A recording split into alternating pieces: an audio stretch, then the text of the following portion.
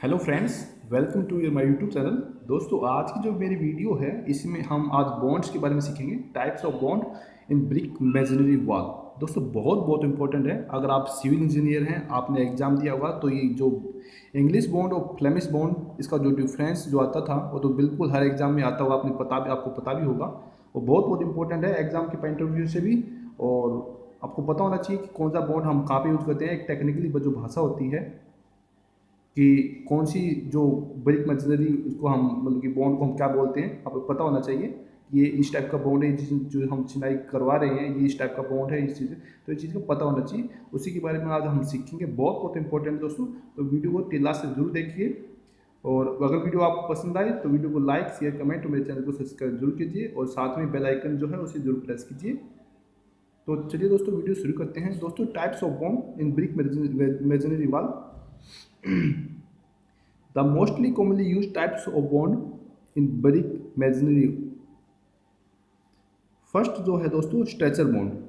ठीक है, चार मैन हैं बिल्कुल जो यूज किए जाते हैं। Stretcher bond, header bond, English bond और फ्लेमिश बॉन्ड। ठीक है दोस्तों, stretcher bond, header bond, English bond और फ्लेमिश बॉन्ड। दोस्तों, ये एक ब्रिक है। ठीक है, इसका जो बीच का जो होता है, ये इसमें नाम लिखा होता है कंपनी का, जिसमें भट्टे की ईंट होती है, इसको हम फ्रॉग बोलते हैं। ये भी कई बार पूछ लिया जाता है, तो मैंने इसमें लिख दिया यहाँ पे FROG, इसको फ्रॉग बोलते हैं। और इसके इस लंबाई वाले पोर्शन को, इसको इसको हम बोलते हैं स्ट्रेचर। इसके इस पोर्शन को हम बोलते हैं स्ट्रेचर। और इसका जो ये जिसका हेड होता है, इसको हम बोलते हैं हेडर। ठीक है, इसकी जो लंबाई होती है ये 19 सेंटीमीटर, इसकी चौड़ाई 9 सेंटीमीटर और इसकी जो मोटाई होती है वो भी इतनी होती है, 9 सेंटीमीटर। ठीक है, तो चलिए दोस्तों, वीडियो शुरू करते हैं। स्ट्रेचर बॉन्ड, इसके बारे में हम देख लेते हैं थोड़ा। स्ट्रेचर बॉन्ड कौन सा बॉन्ड होता है दोस्तों? Longer narrow face. Longer narrow face of the brick is called as stretcher bond. ये जो होता है ना, ये जो मैंने बताया, ये जो लॉन्गर फेस होता है, लॉन्गर फेस जो होता है, लॉन्गर फेस, इसी का एक मतलब कि एक ईटिया वाल की जो हम बनाते हैं उसी को हम स्ट्रेचर बॉन्ड बोलते हैं, जिसको हम 4 इंची वाल बोलते हैं। Longer narrow face of the brick is called as stretcher bond. Stretcher bond also called as running bond is created when brick are laid. जो ब्रिक होती है, लेड बिछाई जाती है with only their stretcher showing. इसमें खाली ये जो उसकी ये यहाँ पे थोड़ा कर लेते हैं। जो एक 4 इंची जो एक ये होती है, ये होता है। इसमें फिर ये एक ईंटिया होती है, इसमें ये थोड़ा ये शो होता है। ठीक है, इसी में ये जो होता है, ये इसी को हम जॉइंट्स को काटना बहुत ज़रूरी है। अगर आप सिविल इंजीनियर तो आपको पता होगा कि जॉइंट्स को काटना बहुत ज़रूरी है। तो जब भी आप ये ब्रिक मेसनरी काम करवाते हैं तो थोड़ा इस चीज़ का ध्यान रखने वाली बात होती है कि जो जॉइंट्स जो होते हैं बीच में, इसको हर ब्रिक इसको बीच से काटेगी, जब भी मजबूती आएगी। और आगे पीछे ये क्वीन बेड या हाफ बेड इसमें यूज़ कर लिए जाते हैं। जो आधा होता है और पौना होता है वो इसमें यूज़ कर लिए जाते हैं। तो ये थोड़ा ये था। और एक जो 4 इंची जो स्ट्रेचर बॉन्ड होता है, स्ट्रेचर बॉन्ड में एक हर 4 रद्दे पे या 3 रद्दे पे एक स्टील की जो स्टील बार जो होती है, सरिया जो होता है, उसमें यूज़ किया जाता है, और ताकि मजबूती बनी रहे। 10 mm का या 8 mm का जो है स्टील बार इसमें यूज़ किए जाते हैं। और the suitable running bond with the only stretcher showing the suitably use for 1/2 brick thick wall. 1/2 thick wall. ठीक है, ये जो होती है ना, एक ईंट ऐसी होती है, एक ईंट ऐसी होती है, ये एक ईंट हो गई ये। बट इसमें हम कैसे, हम इसका खाली स्ट्रेचर यूज करेंगे। तो ये जो है, इसमें एक ईंट आएगी इस टाइप से, ये ऐसे। तो हाफ हो गई इसकी जो थिकनेस ही, इसमें 2 ईंट आती हैं जो 9 इंची दीवार हो जाएगी। तो अब ये है खाली 4 इंची दीवार। ठीक है, थोड़ा समझाने के लिए थोड़ा वैसे कर दिया। Suitably for half thick wall, these are also use as outer facing of cavity wall.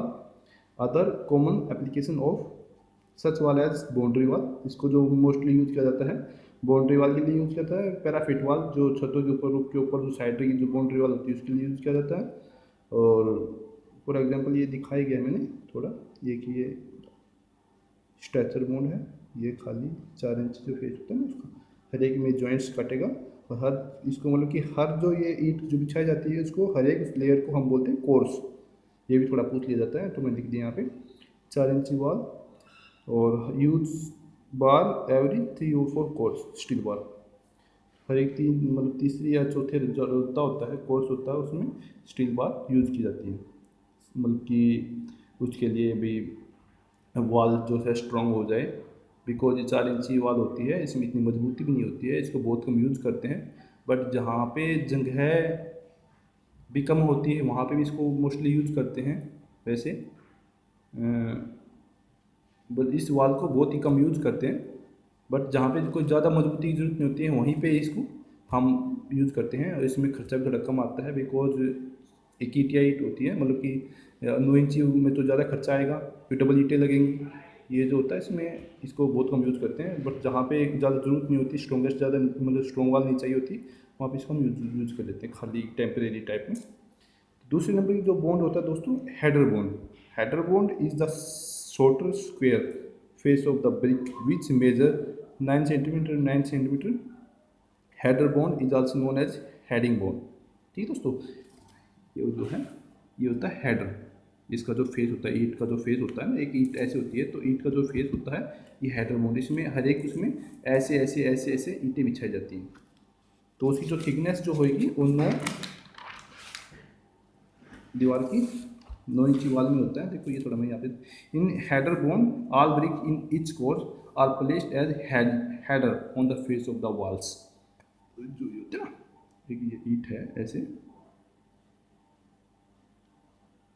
एक ईंट है तो अगली ईंट भी ऐसे, अगली ईंट भी ऐसे, जो इसके ऊपर ही, इसके ऊपर अगला जो कोर्स आएगा इसके ऊपर एक ईंट फिर ऐसे। इसको जॉइंट्स को काटना जरूरी है, ये आप हमेशा हर एक उसमें चाहे कोई भी बॉन्ड हो जॉइंट्स को काटना बहुत जरूरी है। इसमें फिर ये यहाँ से शुरू के ये इस टाइप से हो जाएगा। ठीक है, थोड़ा समझाने के लिए, ये हेडर बॉन्ड हो गया। इसकी जो थिकनेस होती है, एक जो ईंट की जो लंबाई होती है, मतलब कि वो को इस टाइप से प्लेस किया जाता है, इसको इस टाइप से, मतलब कि पूरी 9 इंची होती है ना, जैसे बोलते हैं 9 इंची वाला बोलते हैं इसको। ठीक है, English bond, English bond, English bond in brick masonry has 1 course of stretcher only and 1 course of header. ठीक है दोस्तों, मतलब कि एक कोर्स स्ट्रेचर का ऐसे, और अगला जो कोर्स आएगा वो हेडर का ऐसे, इसके जॉइंट्स को काटते हुए। थोड़ा आगे आगे मैं आपको एक्सप्लेन कर देता हूँ। It has 2 alternative course of stretcher and header.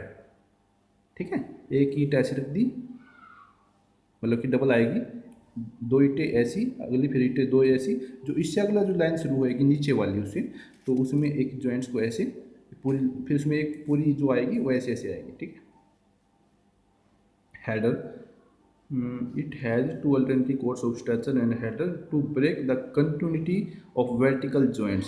ठीक है, queen closer is use, queen closer जो उसको मतलब कि कोना बोलते हैं इसको, is the beginning end hand of the wall after first header progress of work in मो। जो ये जो बॉन्ड होता है दोस्तों, ये सबसे ज़्यादा यूज होने वाला बॉन्ड है, तो इसको बिल्कुल आप याद रखिए। इंग्लिश बॉन्ड सबसे ज़्यादा यूज होता है इंडिया में, हर जगह आप इसी को देखोगे, क्योंकि ये स्ट्रॉन्गेस्ट बॉन्ड भी है।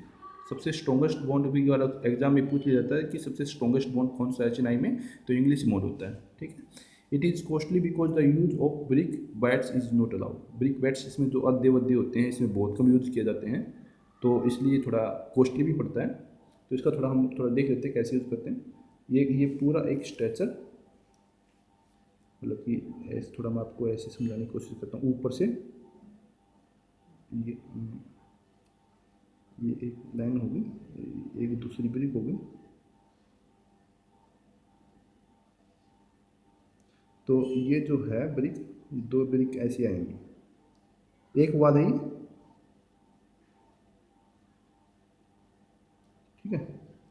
ये पूरा एक कोर्स ऐसे चलेगा, उससे ऊपर वाला जो आएगा उससे ऊपर वाला एक ऐसे आएगा, ये जो ऊपर वाली आएगी ना इसको काटेगी, एक पूरी लाइन फिर ऐसे सीधी चलेगी, दो लाइन नीचे वाली ये सीधी ऐसे चलेगी, सीधे चलेगी ऐसे, और ऊपर वाली जो है इसको काटती चलेगी। ठीक है, ये तो ये हो क्या इंग्लिश मोड बहुत इंपॉर्टेंट दोस्तों, मोटा मोटा मैंने आपको सब कुछ बता ही दिया है। ठीक है, और उसके बाद आता है last Flemish mode, brick laying alternative header and stretcher in a single course. ठीक है, ये जो कोर्स होता है इसमें, उस वाले कोर्स में तो क्या था, पहले वाला एक कोर्स मतलब एक पूरा कोर्स मतलब कि स्ट्रेचर ऐसे अगले में हेडर था।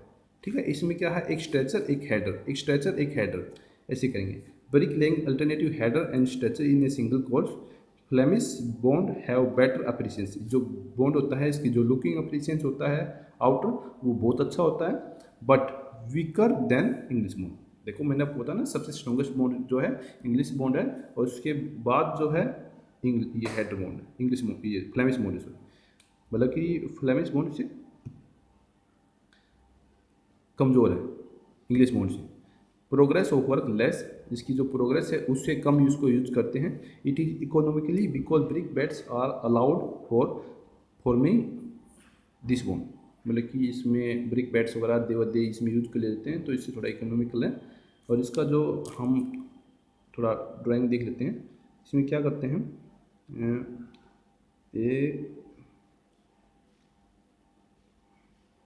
ये 9 इंच की दीवार बनाएंगे अपन, ये 9 इंच की दीवार, इसके बाद एक हेडर आएगा, एक दीवार, एक ईंटें ऐसे आएगी। ठीक है, फिर एक दो ईंटें फिर ऐसे आएंगी,